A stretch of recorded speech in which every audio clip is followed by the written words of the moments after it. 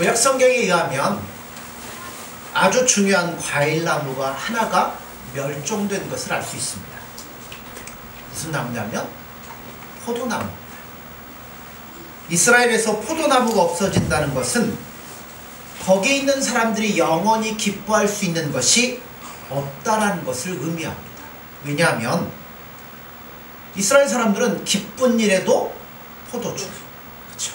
슬픈 일에도 포도주, 맛있는 식사에도 포도주를 빠뜨리지를 않았습니다. 그러니까 모든 의식과 잔치는 반드시 뭐가 들어가냐면 포도주가 있어야만 했습니다.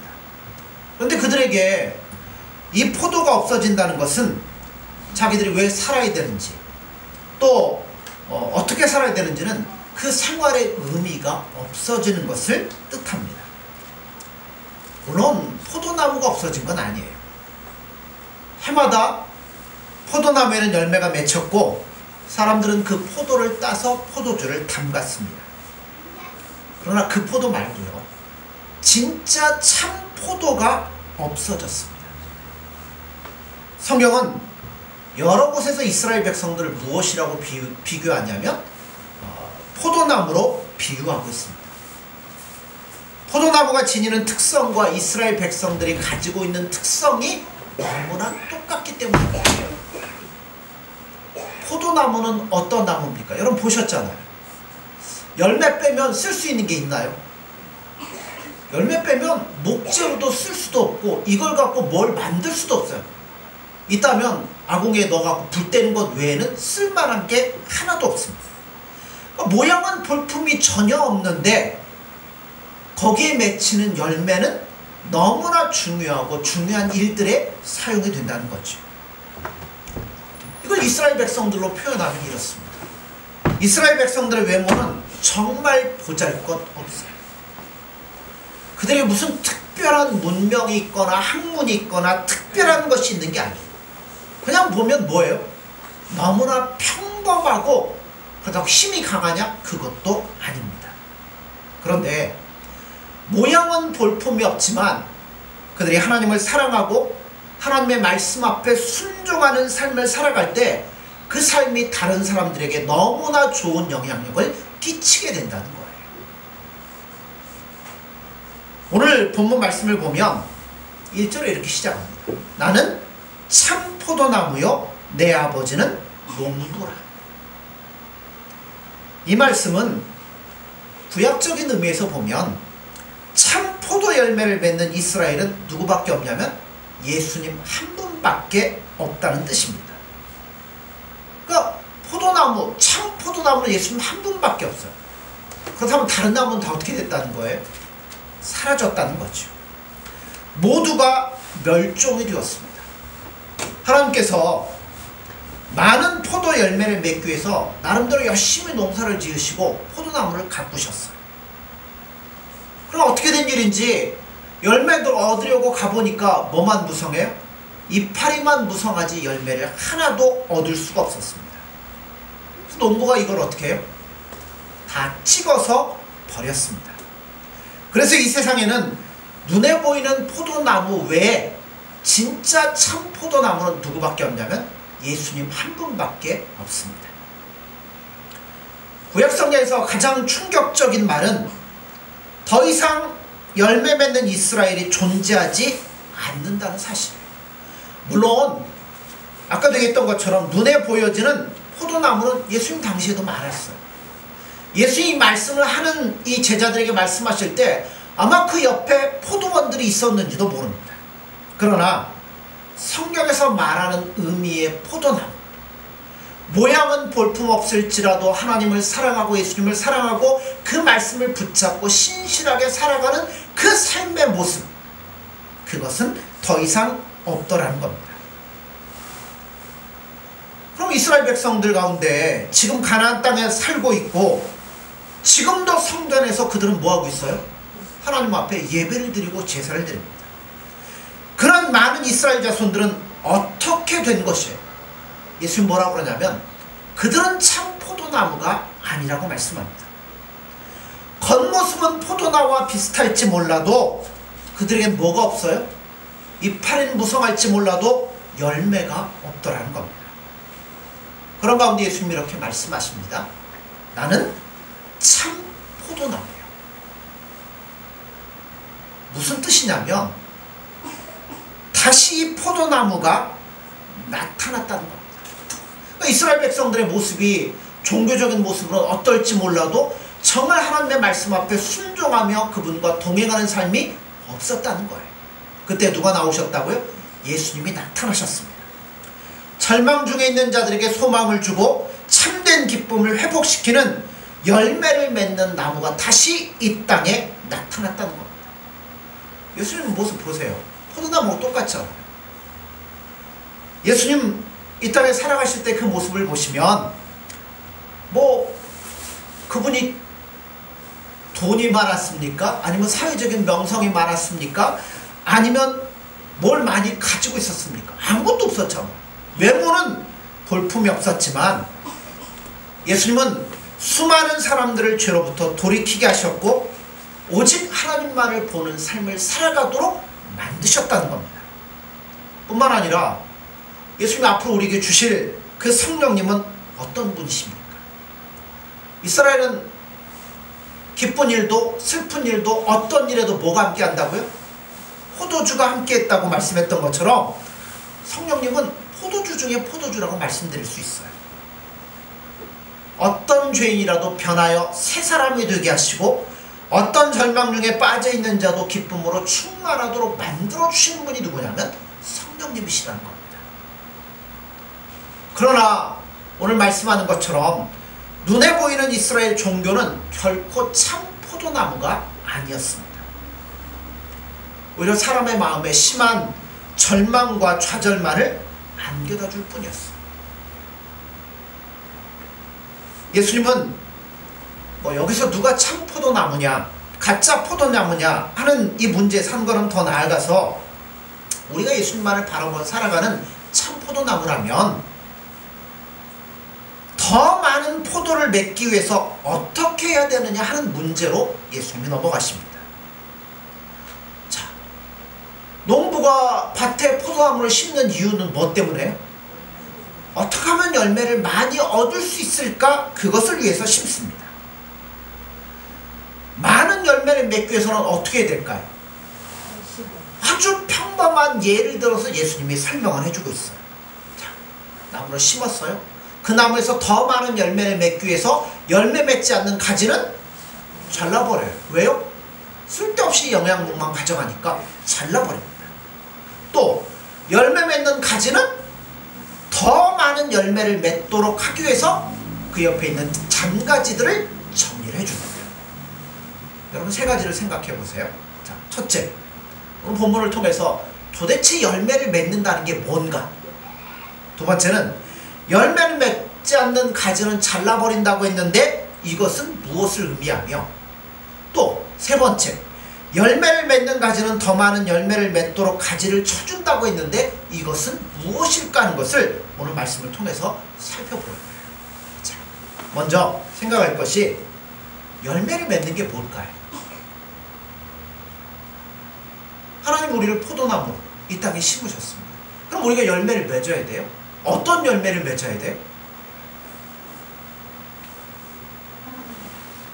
예, 뭐 다 알고 있는데 물어보는 제가 잘못이죠. 그렇죠? 많은 경우에 열매를 맺는다라고 생각하면 대개의 경우 안 믿는 입장, 관점에서겠죠. 이 세상에서 번성하고 잘 되는 것, 그것을 열매가 많은 것으로 생각을 합니다. 하나님을 모르는 자의 생각이죠. 이스라엘 백성들에게 있어서는 이것이 열매가 아니에요. 나라가 잘 되고 부강해지고 이런 게 열매가 아니에요. 또 예수님 당시 유대인들은 많은 종교적인 업적을 남기는 것을 열매로 생각을 했습니다. 여러분 신앙과 종교의식은 분명히 구별을 하셔야 돼요. 종교적인 업적을 나눈다고 해서 그게 하나님이 기뻐하는 열매냐 하면 아닐 수 있다는 걸 여러분 분명히 아셔야 돼요. 예수님 그들 보고 뭐라고 그래요? 위선자라고 말씀합니다. 구약 이스라엘 백성들에게 있어서 열매를 맺는다는 것은 이렇게 정리하면 쉬울 것 같아요. 하나님의 뜻에 따라 사는 삶 그 자체가 열매예요. 쉽게 하면 예수님 말씀 앞에 순종하며 믿고 의지하며 따라가는 겁니다. 이스라엘 백성들이 가나안 땅에서 오랫동안 쫓겨나 외국에서 포로 생활했던 것은 바로 하나님의 말씀대로 사는 열매가 없었기 때문에 그렇습니다. 오늘 우리가 이 세상에서 뭔가를 해내려면 자기 기질이나 야망에 따라서 죽도록 달려가야 뭔가를 얻어낼 수 있어요. 그런 기질이 없는 사람은 아예 이거 시작도 못하고 아무것도 안 됩니다. 그러나 하나님 원하시는 것은 기질을 따라 뭔가를 얻어내고 이뤄내고 그게 아니에요. 그냥 하나님의 말씀에 따라서 실제적으로 순종하며 사는 거예요. 어떤 결과를 이뤄냈고 뭘 이뤄냈느냐가 아니라 그냥 예수님 말씀 앞에 순종하며 어떻게 해서든 예수님을 나의 이 삶의 최우선 목표로 두고 그분과 동행하는 그 삶, 결과가 아니라 살아가는 그 삶 자체가 예수님이 원하시는 열매라는 겁니다. 세상 사람들이 생각하는 건 그것과 전혀 다르잖아요. 세상 사람들은 뭐를 보고 달려가요? 다 이득을 보고 달려갑니다. 돈이 생기는 일이라면 눈에 불을 켜고 달려가죠. 그러나 우리 예수님의 말씀을 따라가는 사람들은 그렇지가 않습니다. 아무리 이득이 된다고 할지라도 예수님이 기뻐하는 일이 아니라면 우리는 안 하는 거예요. 또 아무리 하기 싫어도 예수님이 기뻐하는 뜻이라면 나를 설득을 시켜서 그 뜻 앞에 순종하며 나아가는 겁니다. 그렇게 살아갈 때 세상 사람들과 달리 우리에게는 독특한 삶의 멋이 나타나게 생기는 겁니다. 여러분, 세상에서 가장 위대한 일이 뭘까요? 그건 예수님 사랑하고 예수님과 동행하는 게 제일 위대하다고 생각합니다. 많은 사람들이 이렇게 얘기를 하죠. 오늘 젊은이들이 특히 그럴 것 같아요. 어떻게 예수님의 말씀대로 살 수 있습니까? 그렇게 살다가는 세상에서는 아무것도 못하고 제대로 못 삽니다. 물론 이 말이 어느 정도 그들이 볼 때는 사실일 수도 있어요. 인간이 하나님의 말씀에 순종하는 것이 불가능하다고 오래전부터 누가 주장해 왔냐면 사탄이 주장해 왔습니다. 그러나 예수님은 말씀 그대로 사셨고 우리들에게도 그런 열매를 맺으라고 요청을 하십니다. 그러니까 우리는 늘 어디에 초점을 맞추냐면 결과에 초점을 맞춰요. 시험에 합격했느냐 떨어졌느냐, 아니면 그 자리에 올라갔느냐 못 올라갔느냐. 그러나 예수님 앞에는 이것이 전혀 의미가 없습니다. 왜냐하면 어차피 이 세상 살다 보면 이런 사람도 있고 저런 사람 다 달라요. 중요한 것은 예수님의 말씀 앞에 순종하는 삶이 있느냐 없느냐예요. 그러니까 열매는 여러분 특별한 뭔가가 아니에요. 내가 뭔가 막 이루어내고 그게 아니라 철두철미하게 예수님 앞에 순종하고 그분과 동행하는 것이 우리에게 있어 열매입니다. 자, 이 열매를 맺으려면 이제부터 어떻게 되냐면 열매 맺지 않는 가지는 어떻게 한다고요?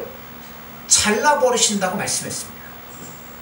구약 선지자들이 예언한 그 예언 가운데서 중요한 것 중 하나가 뭐냐면 남은 자 사상이에요. 남은 자 사상이라는 건 뭐냐면 이스라엘 백성들이라고 해서 하나님이 다 구원하신다는 게 아니에요. 그 중에서도 하나님의 뜻에 순종하는 일부만 남겨서 구원하신다는 겁니다. 이건 오늘날도 마찬가지라고 생각합니다. 예수님께는 세상의 모든 그리스도인들을 구원하셔야 될 의무가 있는 게 아니에요. 제대로 안 사는데도 막 의무적으로 구원해, 그런 의무가 없습니다. 예수님은 분명히 하나님의 뜻에 따라서 행하지 않는 제자들은 최종적인 구원에서 제외될 것이라고 성경에서 말씀하셔요. 마태복음 7장 21절을 보면 나더러 주여 주여 하는 자마다 다 천국에 들어갈 것이 아니요 다만 하늘에 계신 내 아버지의 뜻대로 행하는 자라야 들어갈 것이다 라고 말씀합니다. 예수님은 성경 여러 곳에서 자신을 따르는 제자들에 대한 최종적인 심판을 분명히 선언하셨어요.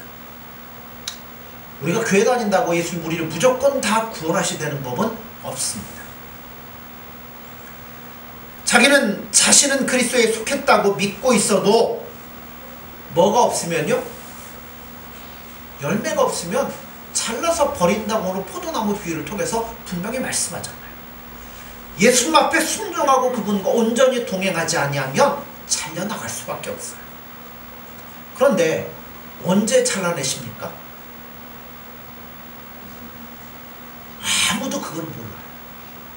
제대로 안 믿으면 잘라내실 것 같은데, 자, 우리 모습을 한번 봐요. 우리가 만약 잘려나간다면, 그렇게 제대로 안 될 때마다 잘라내셨다면 이 자리에 나와 있을 수 있는 사람이 얼마나 있을까요? 아무도 없겠죠. 우리 주위에 보면 우리도 마찬가지겠지만 처음에는 열매를 맺지 못하고 오랫동안 잎사귀만 무성하다가 어느 날 갑자기 예수님을 만나고 예수님이 함께 하심으로 새롭게 변화를 받아서 예수님이 기뻐하는 뜻대로 사는 분들이 많이 있잖아요. 그래서 비록 열매가 없어도 예수님은 뭐 하신다고요? 기다리고 계셔요. 기회를 주시는 거예요. 언젠가 변화되어 새로운 사람으로서 예수님과 동행하는 삶을 살도록 하기 위해서 기다리고 계시다는 겁니다. 그런데 그 기회가 영원토록 주어지는 건 아니에요. 하나님의 말씀은 살아있는 말씀입니다. 그래서 말씀에 순종하기를 기뻐하는 자는 그를 더욱더 진리 안으로, 은혜 안으로, 기쁨 안으로 초청해서 끌어들입니다. 반면에 교만한 자는 예수님이 뭐 하시겠어요? 밀어내신다는 거죠. 결국 언젠가 그에게 하나님의 모든 은혜가 완전히 차단되는 시간이 올 것입니다. 그때는 아무리 문을 두드려도 열리지 않을 겁니다. 이게 열매 맺지 않는 나무는 찍어버리신다는 거예요. 그러면 열매 맺는 가지는 더 많이 맺게 하기 위해서 깨끗하게 하신다는 말은 무슨 뜻일까요? 우리가 과수원 안 해보니까 모르잖아요.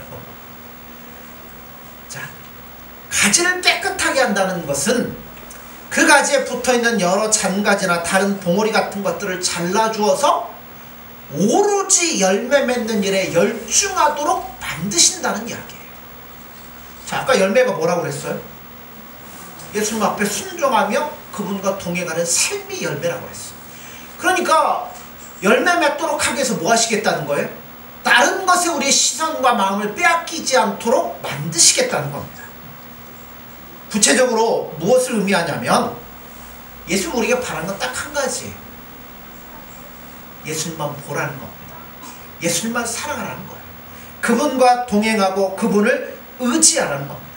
그런데 여러 가지 생각이 복잡하고 의지할 것이 많은 사람은 누구를 안 보겠어요? 예수님을 안 보는 거죠. 조금 힘들고 어려운 일이 생기면 뭘로 가겠어요? 내가 가지고 있고 붙잡고 있는 것을 의지하지 예수님 앞에 나오겠어요? 그러니까 예수님이 우리라고 열매를 많이 맺도록 하시려면 뭐 하시겠어요? 내가 의지하고 있는 것들을 하나하나 꺾어 놓으시는 거예요. 그리고 누구만 보게? 예수님만 바라보도록 만든다는 겁니다. 열매 맺는 삶을 살기 위해서는 철저하게 예수님께 붙어 있어야 되고 예수님만을 의지해야 된다는 거예요. 자, 제자들은 앞으로 예수님이 승천하신 후에 예수님을 대신할 큰 일들을 해야 되잖아요. 예수님만 바라보는 삶을 살아야 되잖아요. 그러니까 시작부터 뭘 하셔요? 다 버리고 나를 쫓으라고 말씀합니다. 제자는 뭐 버렸어요? 배도 버렸죠. 집도 버렸죠. 재산도 버렸죠. 가족도 버렸죠. 다 버렸어요. 이제는 뭐밖에 없어요? 예수님밖에 없습니다. 그런데 이게 웬일입니까? 예수님밖에 없는데 예수님 빼앗기고 예수님 십자가 위에 못 박히셨을 때 그들은 뭐 했겠어요? 다 예수님 하나 보고 왔는데 그 예수님마저 자기들에게서 사라졌을 때 뭐 했겠어요? 그렇죠. 모든 것을 잃어버린 것이나 마찬가지였습니다.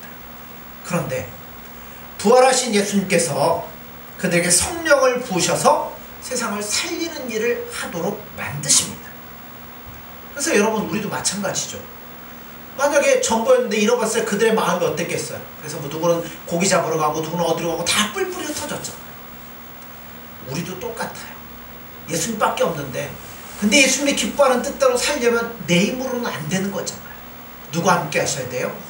예수님이 성령을 부어주셔서 우리와 함께 하실 때 우리가 이 길을 온전하게 갈 수 있다는 겁니다.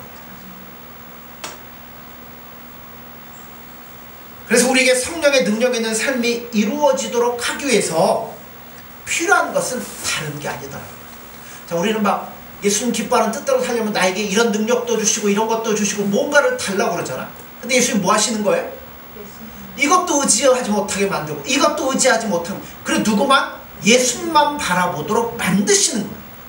그게 잔가지를 치는 겁니다. 예수님의 모든 대안들을 다 버리는 겁니다. 그래서 예수님만을 붙잡을 때 예수님 일하시며 힘과 은혜를 주셔서 능력 있는 삶을 살아가도록 만들어 주시는 겁니다. 세상에서 여러분 가장 필요한 것은, 그래서 우리는 지식이나 기술이나 다른 능력 이런 게 아니에요. 지금 인간들에게 가장 필요한 것은 예수님의 은혜로 그들의 마음이 치료되고 새로워지는 것 같습니다. 예수님은 온 세상에 예수님의 은혜를 전달할 수 있는 통로로 우리를 삼으신 거예요. 우리가 누구에게 온전히 붙어있으면, 예수님께 온전히 붙어있으면 우린 예수님의 은혜가 흘러가는 무엇이 되냐면 통로가 되고 관이 되는 거예요. 그래서 그 삶의 모습을 통하여서 다른 사람들에게, 그렇죠, 소망을 주고 희망을 주고 기쁨을 줄 수 있는 삶이 되어야 된다는 거예요. 오늘 우리가 이 부분에서 너무나 약해져 있습니다. 특히나 코로나와 연관되어서 너무나 가슴 아픈 일들이 많이 벌어지고 있어요. 자, 이 모든 것들은 뭘 하기 위해서요? 열매를 많이 맺도록 하기 위해서요. 자, 우리가 많은 열매를 맺기 위해서 필요한 게 무엇일까요? 잔가지를 치는 이유가 뭐예요? 예수님께로 집중하도록. 자, 그래서 열매를 많이 맺기 위해서 필요한 건 뭐냐면 예수님과 연합하는 거예요. 4절에 보세요. 내 안에 거하라. 나도 너희 안에 거하리라. 가지가 포도나무에 붙어있지 아니하면 스스로 열매를 맺을 수 없음 같이 너희도 내 안에 있지 아니하면 그러하리라. 열매 맺는 방법 참 쉽죠. 뭐라고요? 예수님 안에, 예수님과 함께. 이건 다른 말로 말씀을 드리면 우리를 오직 누구 안에? 예수님 안에 제한을 시키는 거예요. 나의 모든 도움을 예수님으로부터 얻기 위해서 그분만을 바라보며 그분을 의지하는 겁니다. 예수님만에 있지 않으면 열매를 맺을 수 없대잖아요. 그러니까 예수님만을 의지할 때 예수님 우리 안에 힘과 은혜를 주시는 거예요. 예수님은 함께 믿는 자들 가운데 두 가지 결과가 나타날 것이라고 말씀합니다. 우선 자, 많은 열매를 맺는 사람들이 있어요. 자, 5절을 보세요.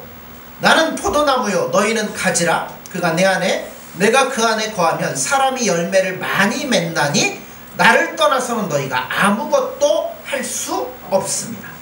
자, 어떤 사람이요? 그렇죠. 예수님만 보고 예수님 안에 자기의 모든 것들을 제한시키는 사람은 열매를 많이 맺게 된다는 겁니다. 왜냐하면 예수님은 그를 사랑하시니까. 그렇잖아요. 우리 자식들도 엄마 아빠 사랑해, 내가 엄마 아빠 제일 사랑해 이러면 마음이 어때요? 그 자식 사랑하잖아요. 더 많은 것이 흘러가잖아요.